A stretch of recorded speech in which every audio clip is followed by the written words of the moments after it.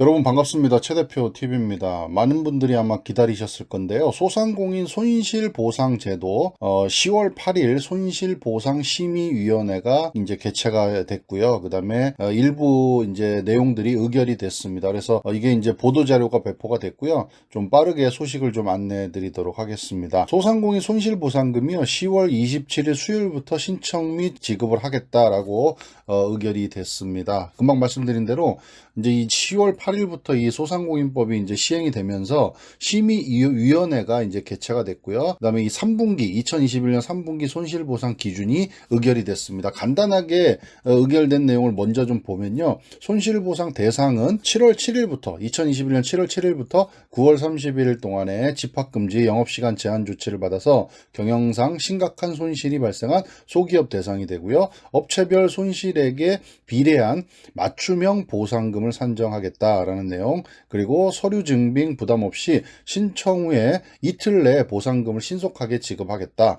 그리고 전국 규모의 손실 보상 안내 전담 창구를 설치하겠다. 이런 내용들이 의결이 됐다는 그런 소식입니다. 좀 자세하게 하나하나씩 좀 살펴보도록 하겠습니다. 자, 우선 손실 보상의 대상부터 먼저 보겠습니다. 좀 전에 말씀드렸듯이 대상은 2021년 7월 7일 이후 집합 금지 영업시간 제한 조치를 받아서 손실이 발생한 소기업이 되겠고요. 중소기업 기본법에 따른 소기업이고요. 해당 기간은 말씀드렸듯이 7월 7일부터 9월 30일 동안입니다. 그리고 감염병 예방법에 따라서 집합금지 영업시간 제한 조치를 이행함에 따라서 경영상 심각한 손실이 발생한 사업자가 되겠습니다. 기존에는 이제 손실보상 대상을 소상공인으로 이제 국한을 처음에는 하려고 했지만 심의위원회에서 소기업까지 대상을 확대하기로 그렇게 의결이 됐습니다. 그래서 보상금이 지급되는 범위가 좀 넓어졌다, 이렇게 보시면 될 것 같습니다. 소상공인 재난지원금을 지급받지 못했던 폐업자 같은 경우도 폐업일 직전까지 발생한 손실을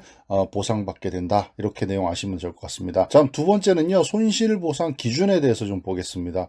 손실보상액은 개별 업체의 손실액에 비례해서 맞춤형으로 산정을 한다고 합니다. 기준 기간이 있는데 2019년 대비해서 2021년 동월 일평균 손실액에 방역조치 이행기간과 보정률을 적용해서 산정을 한다고 합니다. 그리고 일평균 손실액 산출 시 영업 이익률 이외에 매출액 대비 인건비, 임차료 비중을 100% 반영을 해서 좀 보상을 두텁게 할 계획이라고 합니다. 지금 보시는 것처럼 손실보상금 산식안이 이렇게 예시로 보여지고 있는데요. 일평균 손실액은 보시는 것처럼 그렇게 계산을 하시고 여기에 방역조치 이행 일수를 곱하고요. 그 다음에 보정률을 곱해서 계산을 한다, 이렇게 보시면 될 것 같아요. 보정률은 집합금지와 영업시간 제한 조치별로 차등을 하지 않고 동일하게 80%를 적용하기로 그렇게 결정이 됐습니다. 보상금 산정에 필요한 매출 감소액, 영업이익률 등은 업체별 과세 자료를 활용해서 객관적으로 산정할 그런 예정이라고 합니다. 분기별 보상금의 상한액은요, 최대 1억 원이고요. 하한액은 10만 원으로 의결이 됐습니다. 자, 다음은 보상금 신청 및 지급 절차입니다. 기존에 이제 재난지원금이나 소상공인 피해지원금 이런 것들처럼 온라인 시스템을 통해서 최대한 빠르게 그렇게 신청 지급될 수 있도록 하려고 하고 있고요. 그 다음에 신속하게 빠르게 그렇게 추진할 계획이다, 이렇게 아시면 될 것 같습니다. 그리고 신청하고요, 이틀 내에 신속하게 지급을 하겠다, 이런 내용들입니다. 자, 그 다음에 신속 보상에서 산정된 금액에 만약에 내가 이 금액에 동의가 안 된다, 나는 더 많은 것 같다라고 하시면 확인 보상을 통해서 증빙 서류를 추가적으로 증빙 서류를 추가 제출해서 보상 금액을 다시 산정을 받으실 수가 있습니다. 그리고 확인 보상을 통해서 산정된 금액에도 이거는 내가 동의를 하지 못하겠다 하시는 경우에는 이의 신청을 통해서 구제를 받으실 수 있다, 이렇게 두 번에 걸쳐서 이렇게 이의 신청, 확인 보상, 그다음에 이의 신청 이렇게 하실 수 있다라는 거 아시면 좋을 것 같습니다. 그다음에 보상금 신청은요, 손실보상 홈페이지를 별도로 만들었습니다. 그래서 소상공인 손실보상이라고 검색을 하시면 그 사이트에 들어가셔서 10월 27일부터 신청입니다. 10월 27일부터 신청이 될 예정이고요. 온라인 신청이 어려우신 분들은 11월 3일부터 시, 군, 구청 손실보상 전담 창구를 방문해서 오프라인 현장에서도 신청을 하실 수가 있다. 온라인은 10월 27일부터 그 다음에 현장 신청은 11월 3일부터 그렇게 신청하실 수 있다. 이렇게 하시면 될 것 같습니다. 지금 금방 말씀드렸던 손실보상 전담 창구라는 걸 이제 그렇게 설치할 계획인데요. 10월 중순까지 시, 군, 구청, 지방 중소벤처기업청, 소상공인시장진흥공단 지역센터 등 전국에 300여 곳에 손실보상 전담 창구를 설치를 한다고 합니다. 그리고 여기에는 뭐 각종 뭐 TF, 전담 TF도 구성을 하고요. 그 다음에 행정 보조 인력도 뭐 700여 명 정도를 신규로 채용해서 배치할 그런 계획이라고 하니까 이제 소상공인들에 대한 손실 보상을 적극적으로 이렇게 지원을 해주겠다 이런 표현이라고 보시면 될 것 같습니다. 그리고 10월 8일부터 손실보상 콜센터 1533-3300 손실보상 콜센터에서도 손실보상 관련 안내를 받으실 수가 있다 이렇게 아시면 좋을 것 같습니다. 10월 8일에 심의위원회가 개최가 돼서 2021년 3분기 손실보상 기준에 대해서 의결된 내용을 좀 보도자료가 배포가 돼서 그 내용들을 좀 신속하게 간단하게 좀 정리해서 좀 말씀을 드렸습니다. 이번 영상은 지난 10월 8일 시행이 된 소상공인 손실보상 제도 중에 자주 묻는 질문 Q&A에 대해서 좀 살펴보는 시간 갖도록 하겠습니다. 우선은요, 소상공인 손실보상 제도가 어떤 의미가 있냐. 그러니까 기존에 지급됐던 재난지원금하고 좀 다른 게요. 재난지원금은 일정 구간별로 정액을 지급을 해왔죠. 근데 이 손실보상제는요, 업체별 손실 규모에 비례해서 맞춤형 보상금을 산정한다는 점이 특징이라고 볼 수 있을 것 같습니다. 자, 소상공인 손실보상의 대상은 어떻게 되느냐, 가장 궁금하신 사항 중에 하나죠.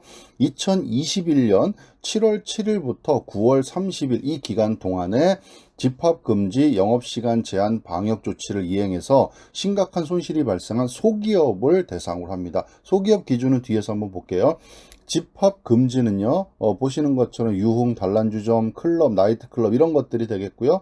영업시간 제한은 식당, 카페, 노래연습장 뭐 이런 것들이 되겠죠. 그래서 지자체별로 방역조치 적용이 일부 상이할 수 있으니까 확인하시면 될 것 같습니다. 그 다음에 아까 말씀드렸던 소기업 기준은 어떻게 되느냐, 상시 근로자 수는 무관합니다. 연매출로 판단을 합니다. 그래서 밑에 보시는 표처럼 숙박 및 음식점업, 뭐 교육 서비스 등은 10억 원 이하면 소기업이 해당이 되고요. 예술, 스포츠, 여가 관련 서비스업 이런 것들은 30억 이하, 그 다음에 도매, 소매 이런 데들은 50억 이하, 그리고 뭐 운수, 창고업 이런 데들은 80억 이하, 식료품, 음료, 제조업 이런 데들은 120억 이하. 이렇게 소기업의 기준은 보시는 것처럼 이렇게 매출을 가지고 나눠진다 이렇게 보시면 될 것 같아요. 자, 다음은 손실보상금 산정입니다. 손실보상금 산정은 일평균 손실액 곱하기 방역조치 이행일수 곱하기 보정률입니다. 그래서 일평균 손실액은 2019년 대비 2021년 동월 일평균 매출 감소액에 19년 영업이익률과 매출액 대비 인건비 임차료 비중의 합을 곱해서 산정하고요. 방역조치 이행일수는 2021년 7월 7일부터 9월 30일간의 사업자가 집합금지, 영업시간 제한 방역조치를 이행해서 지자체에서 확인한 기간이고요. 보정률은 집합금지와 영업시간 제한 조치별로 차등을 하지 않고 동일하게 80%로 그렇게 정해져 있습니다. 자, 고정비는 다 반영이 됩니까? 라는 질문인데, 손실보상 산식상 일평균 손실액은 2019년 대비 2021년 동월 일평균 매출 감소액에 2019년 영업이익률과 2019년 매출액 대비 인건비, 임차료 등을 합친 거를 곱해서